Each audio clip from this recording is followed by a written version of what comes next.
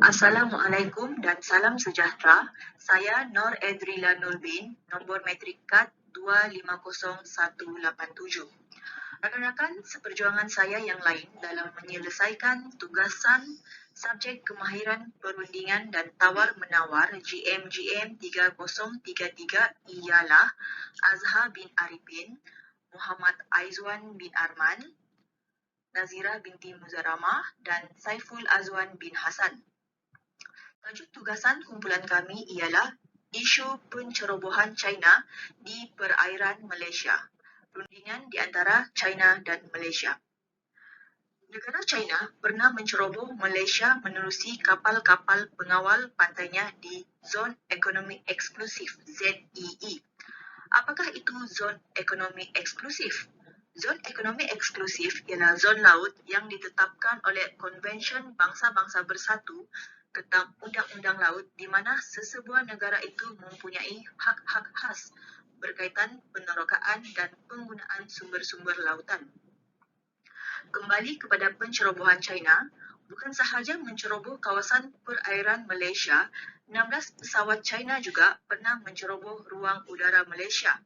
Meskipun kerajaan Malaysia telah mengemukakan nota bantahan diplomatik, reaksi China seolah-olah angkuh dan tidak mempedulikan nota bantahan dari Malaysia itu. Insiden pencerobohan ini dilihat boleh menggugat kedaulatan negara yang seharusnya dihormati oleh negara-negara lain. Untuk menyelesaikan krisis ini daripada berlarutan, Malaysia perlu berunding dengan kerajaan China dengan tegas dan dengan kadar segera. Adakah Malaysia sanggup lagi untuk berdepan kehilangan sebagaimana batu putih terlepas ke tangan negara lain? Isu selanjutnya akan dikupas oleh rakan-rakan saya yang lain. Sekian, terima kasih. Assalamualaikum dan salam sejahtera. Saya Muhammad Aizwan bin Arman, nombor metrik 259712, akan menerangkan latar belakang berkenaan isu yang kami bincangkan. Laut Cina Selatan merupakan sebuah laut kecil yang berasal daripada sebahagian Laut Pasifik dan meliputi kawasan dari Singapura dan Selat Melaka hingga ke Selat Taiwan. Ia juga adalah kawasan laluan perdagangan yang terletak di antara beberapa buah negara antaranya Malaysia, Singapura, Brunei, Utara Indonesia, China, Filipina dan juga Vietnam. Kedudukan yang strategik sebagai laluan perdagangan dan juga kaya dengan sumber asli dan perikanan telah mewujudkan persaingan antara negara di sekitarnya untuk mendapat hak ke atas kawasan perairan itu. Tindakan pencerobohan China di kawasan Laut Cina Selatan membabitkan kawasan Zon Ekonomi Eksklusif Malaysia sebenarnya turut didorong oleh persaingan antara China dan Amerika Syarikat dalam mengukuhkan kekuasaan mereka di Rantau Asia. Seterusnya, Malaysia merupakan sebuah negara yang mengamalkan dasar terbuka dalam menjalinkan hubungan kerjasama dengan negara luar, terutamanya dalam aspek menarik pelaburan asing untuk meningkatkan pembangunan ekonomi negara.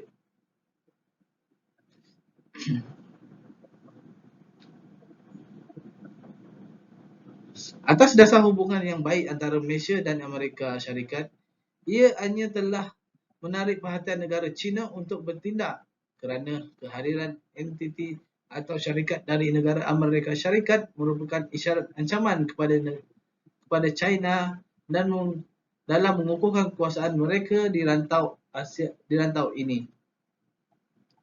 Next.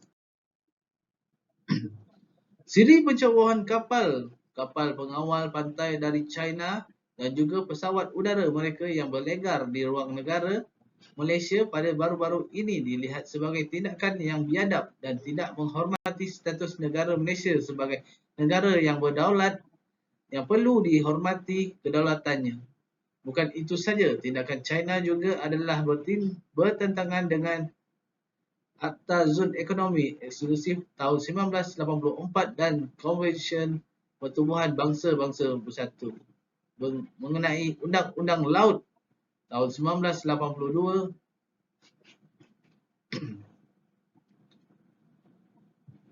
kedudukan China sebagai kuasa besar dunia, terutamanya di rantau ini, telah membuatkan mereka bersikap ego dan berlagak seperti abang besar ke atas negara-negara kecil di sekelilingnya sehingga bertindak suka hati untuk mencerobos badan laut dan udara negara lain, sebagaimana insiden yang terjadi di Malaysia.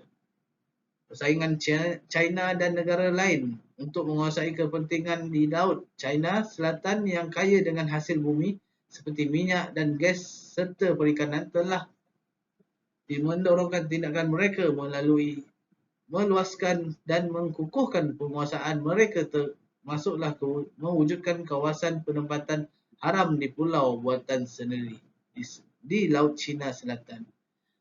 Sekian, terima kasih. Assalamualaikum dan salam sejahtera. Saya Saiful Azwan Bihasan, nombor metrik 258841. Saya akan menerangkan mengenai isu yang menyebabkan pertikaian dan permasalahan, itu peranan pihak-pihak yang terbabit sebagai perunding. Isu yang menyebabkan pertikaian antara Malaysia dan China bermula apabila tindakan kapal-kapal pengawal pantai China yang memasuki kawasan perairan Malaysia Timur, iaitu berhampiran negeri Sabah dan Sarawak. Kawasan ini merupakan kawasan zon ekonomi eksklusif ZEE Malaysia dan tindakan yang dilakukan oleh kapal-kapal China dilihat sebagai tidak menghormati kawasan jajah Malaysia.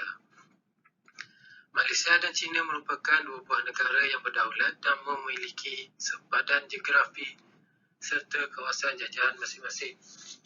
Justeru, tindakan melampaui batas antara keduanya sudah pasti akan menimbulkan konflik yang boleh mengakibatkan berlakunya peperangan sekiranya konflik tidak diselesaikan dengan berhati-hati melalui perundingan. Seterusnya, kekayaan sumber asli Laut China Selatan menjadikan ianya sebagai kawasan pertikaian dan rebutan oleh negara-negara di sekelilingnya. Demikian juga dengan negara China yang dilihat cuba mengukuhkan kekuasaan mereka di kawasan ini dengan menempatkan aset-aset ketenteraan dan juga logistik mereka. Apatah lagi semenjak didorong persaingan mereka dengan Amerika Syarikat yang juga dilihat cuba mengukuhkan kekuasaan di kawasan Laut China Selatan. Persaingan ini telah membuatkan China nekat untuk melakukan apa sahaja termasuk melakukan pencerobohan sehingga ke kawasan zon ekonomi eksklusif Malaysia serta kawasan ruang udara. Ternyata perbuatan ini telah melanggar undang-undang antarabangsa. Malaysia sebagai negara berdaulat merupakan negara yang tersepit akibat persaingan kuasa besar antara China dan Amerika Syarikat di rantau ini. Justru, sebagai negara yang berdaulat, Malaysia perlu bertindak untuk menyelesaikan isu ini melalui nota bantahan dan juga membawa China ke meja rundingan. Perundingan perlu dilakukan dengan baik sebagaimana tradisi Malaysia yang menyokong keamanan dan cuba mengelakkan konflik yang membawa kepada peperangan. Oleh itu, satu resolusi perlu dicapai oleh kedua negara ini untuk menyelesaikan isu ini melalui pendekatan kerjasama dan juga situasi menang-menang bagi menjaga kepentingan di antara kedua-dua belah pihak. Sekian saja dari saya. Assalamualaikum. Saya Nazila binti Musarama. Okey, saya teruskan pembentangan iaitu perbincangan analisis secara kritis dan cadangan penyelesaian masalah resolusi perundingan. Yang pertama, pendekatan rundingan dan persefahaman. Manakala rundingan bagi mencari titik penyelesaian secara aman dan diplomasi. Selain itu, pendekatan dalam perundingan perlulah dilakukan dengan berhati-hati. Seterusnya, persediaan perlu dilakukan sebelum perundingan dijalankan. Manakala, kedua negara perlulah bersikap terbuka kepada perundingan tanpa dipengaruhi oleh persepsi negatif. Selain itu, perlulah menggunakan pihak ketiga sebagai orang tengah di antara keduanya. Cadangan penyelesaian masalah resolusi perundingan yang terakhir iaitu dengan mengajak negara China ke meja perundingan. Sekian, terima kasih. Assalamualaikum dan selamat sejahtera. Nama saya Azhar bin Arifin, nombor metrik 25848. Di sini saya akan sambung perbincangan analisis secara kritis dan cadangan penyelesaian masalah resolusi perundingan. Malaysia telah melakukan perundingan yang bersifat kolektif ataupun berteraskan prinsip perundingan Interest-Based Bargaining (IBB). Kedua-dua perunding perlu benar-benar telah bersedia sebelum ke meja perundingan. Selain itu, ia juga menggunakan kaedah pembunukan kepada China dan seterusnya menawarkan kerjasama yang erat antara kedua negara.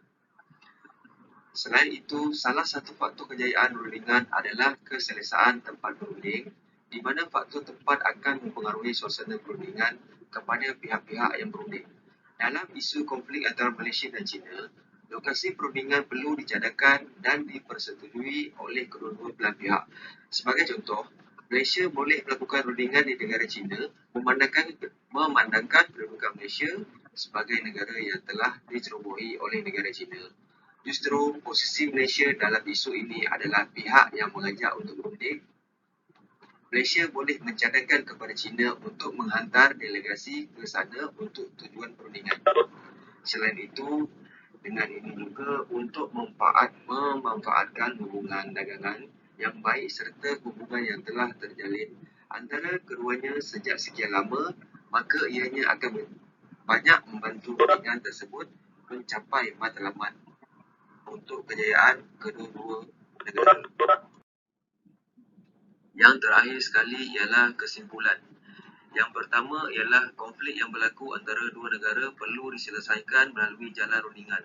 Yang kedua, pendekatan perundingan yang bersifat integratif. Seterusnya, pendekatan tradisional yang bersifat distributif sudah tidak sesuai dan relevan lagi. Yang keempat, negara yang mempertikai perlu memikirkan alternatif yang lebih baik dan berkesan. Seterusnya, peranan pemimpin negara terbabit merupakan aspek yang penting dalam mempengaruhi perkembangan konflik tersebut. Namun perlu diingati dalam isu konflik antara dua negara, peranan pemimpin negara sangat penting dalam mempengaruhi perkembangan konflik tersebut. Sebagai contoh, di pihak Malaysia, Perdana Menteri merupakan pemimpin negara yang bertanggungjawab untuk menjaga kepentingan rakyat dan negara. Oleh itu, pemimpin tersebut perlu bertindak secara rasional dan profesional apabila berhadapan dengan sebarang konflik dengan negara lain. Sebarang keputusan dan tindakan yang bakal dibuat perlu diteliti dengan mendalam agar kesan dan akibatnya kepada negara dan juga rakyatnya.